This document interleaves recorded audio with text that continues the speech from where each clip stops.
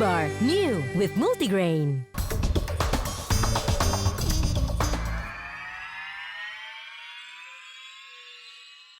Dipersembahkan oleh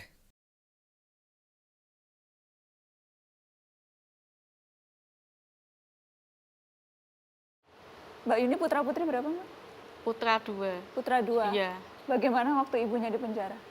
Ya mereka ya kalau malu ya udah pasti malu karena 4 polisi datang ke rumah waktu itu udah rame-rame.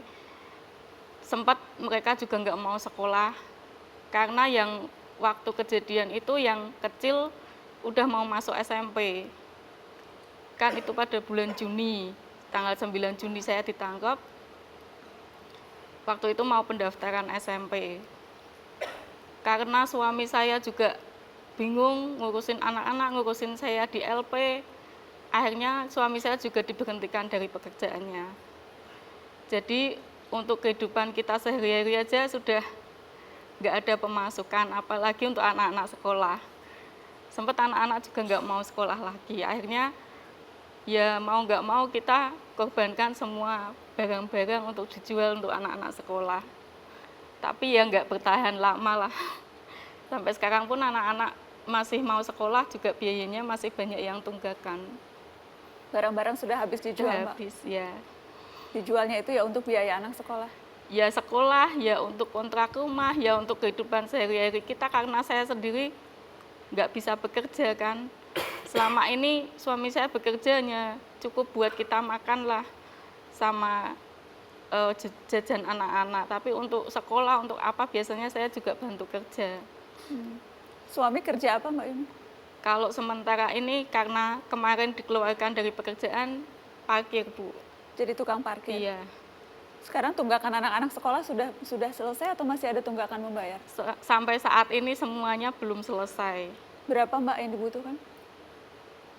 Itu kalau yang SMP dari kelas 1 sampai sekarang pun ya masih belum terbayar sama sekali. Cuman kemarin uang gedungnya sempat saya cicil lah.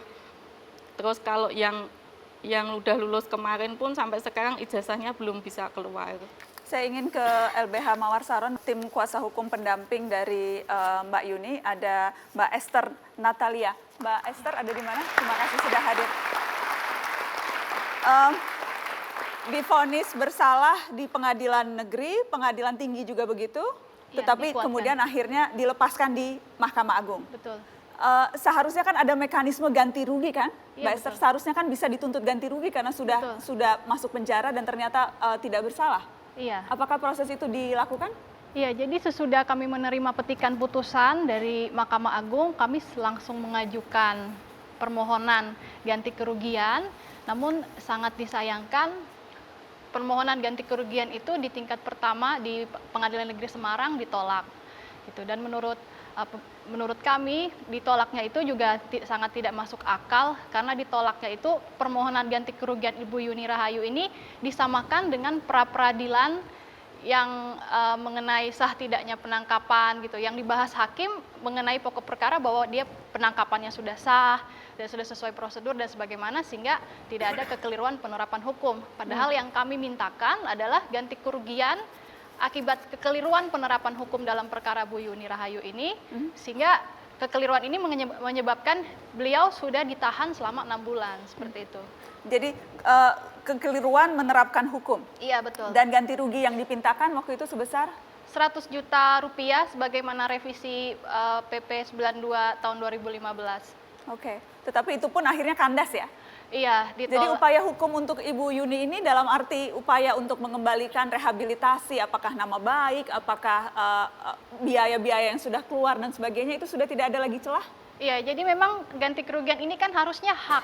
Kalau berdasarkan peraturan itu diatur bahwa itu hak tersangka, terdakwa, dan terpidana. Bahkan terpidana pun punya hak untuk mengajukan ganti kerugian akibat kekeliruan penerapan hukum. Sebenarnya kalau menurut pendapat kami cukup dibuktikan dengan adanya putusan Mahkamah Agung yang menyatakan Bu Yuni ini lepas dari tuntutan hukum, itu sudah membuktikan hukum yang diterapkan sebelumnya keliru. Seharusnya sesederhana itu. Tapi kami tidak mengerti kenapa masih ada hakim yang bisa saya pinjam kata gagal paham dengan hal-hal seperti ini. Karena memang kalau di KUHP itu diatur di bab tersendiri bahwa ini adalah permohonan ganti kerugian Oke. yang hukum acaranya mengikuti pra-peradilan, tetapi ini bukan pra-peradilan, seharusnya Iya. seperti itu. Jadi sudah masuk penjara, sudah keliru penerapan hukum, mengajukan ganti rugi pun ditolak. Iya. Jadi sudah berkali-kali pintu keadilan masih belum terbuka.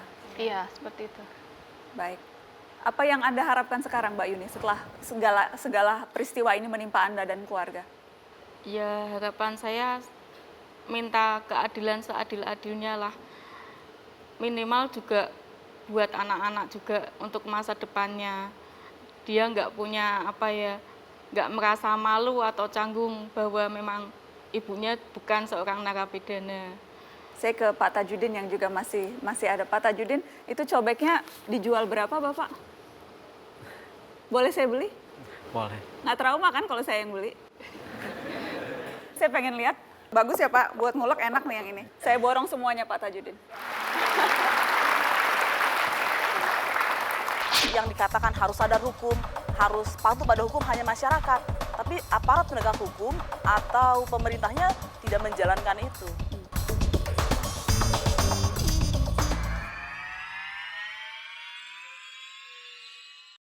Dipersembahkan oleh